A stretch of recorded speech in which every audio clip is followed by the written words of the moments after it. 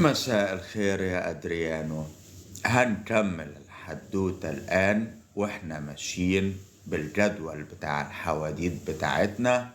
هنقول الحائط الأيسر بيبين رحلة الشمس خلال الساعة 2 وجزء من الساعة 3.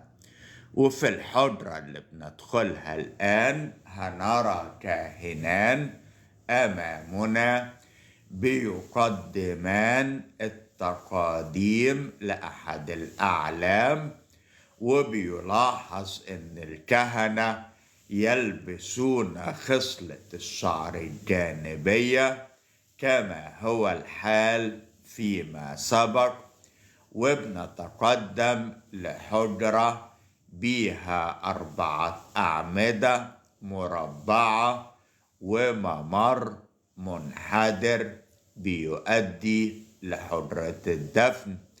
وبيلاحظ اختفاء التابوت، وإن كانت الفجوة اللي تخصصت لوضعه فيها لا تزال موجودة.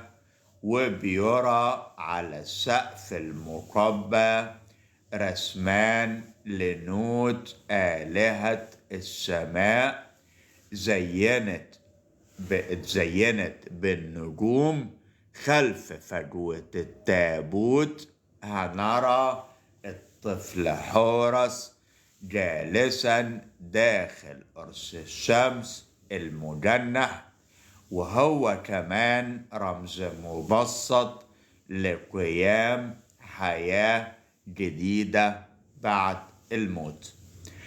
احنا عندنا مؤسسة سيناء العالمية، اهلا بيك. هنبتدي نحكي عن رمسيس العاشر. عرفنا كيف ان الازمة الاقتصادية بدأت تطحن البلاد.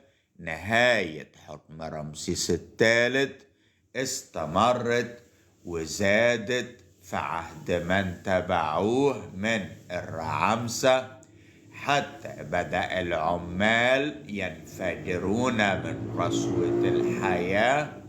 ارتفعت أسعار الحبوب إلى 5 أمثالها.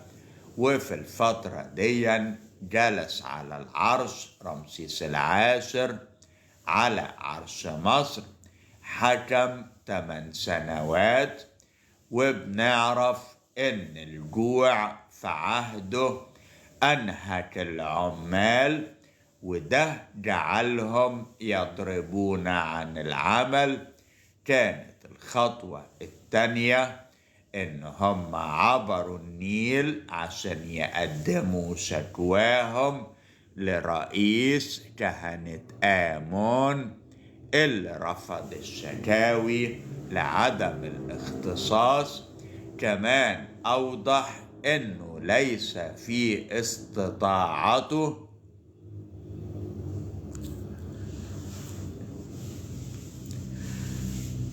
إعطائهم من الحبوب الخاصة بالمعبد علشان يدفع عنهم غائلة الجوع. هم ما تحركوش من أماكنهم لحد صباح اليوم التالي. ده اضطر رئيس الكهنة إنه يرسل أحد كبار موظفيه مع نائب مدير الشؤون الملكية، وقال اذهبوا إلى غلال الوزير، اعطوا رجال الجبانة مؤونتهم منها. عندي فرصة دلوقتي ان انا اتكلم على المقبرة رقم 1 واللي بتخص رمسيس العاشر. احنا طبعا عارفين انها في وادي الملوك. بتقع المقبرة ديا على اليمين من الطريق في وادي صغير بيتجه للغرب من نقطة بتسبق حاجز مدخل الوادي المقبرة دي ملهاش أهمية خاصة، ومناظرها بتمثل الملك وهو بيتعبد إلى بتاح سوكر أوزوريس وآتوم حور اختي. بيرى الكاهن اللي بيقوم بدور حورس ظهير أمه بيطهر الملك المتوفي الممثل على شكل أوزوريس. وبحجرة الدفن هنلاقي تابوت غير مصقول لم يتم صنعه من الجرانيت، وترسم للآلهة نوت آلهة السماء على السقف. وعلى الجدران هنلاقي كتابات جرافيتي من العصر اليوناني، منها بيتضح ان المقبرة كانت مفتوحة في ذلك الوقت. بعد رمسيس ما اتكلمنا على رمسيس العاشر، بقى عندنا فرصة في البث دون نحكي عن رمسيس ال11 اللي هو آخر ملوك الأسرة العشرين، واستمر حكمه 28 عام. ازدادت في عهده قوة ونفوذ وجرأة كبير كهنة آمون الكاهن أمنحتب، واللي تولى المنصب دون بعد وفاة والده الكاهن رمسيس نخت.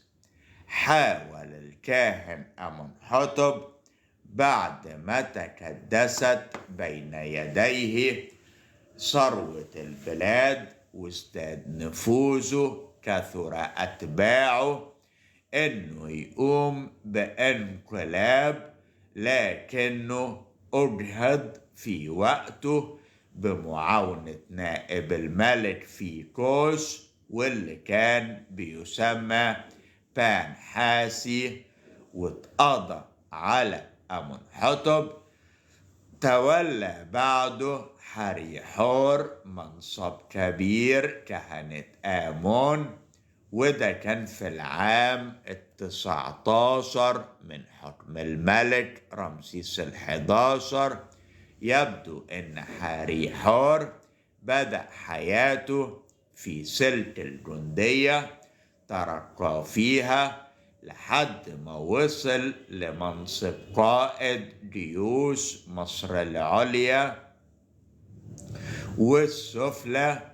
بعد كده أصبح نائب الملك في النوبة، تابع طموحه وصل لمنصب وزير، وأخيرا اتحققت أمنيته وأصبح رئيس كهنة آمون في طيبة، وده بعد موافقة كل من الإله آمون والإله خنسو على ترشيحه في المنصب دون. تجرأ حريحور كما بتشهد بهذا مناظر معبد خنسو في منطقة معابد الكرنك إنه يسمح لنفسه يتصور في مرتبة الملك وبحجمه، بل بنراه بيلبس تاج الوجهين.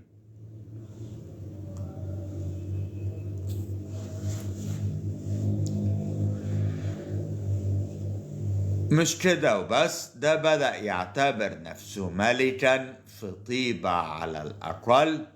أمر بوضع اسمه داخل الخرطوش الملكي وإضافة الألقاب الملكية.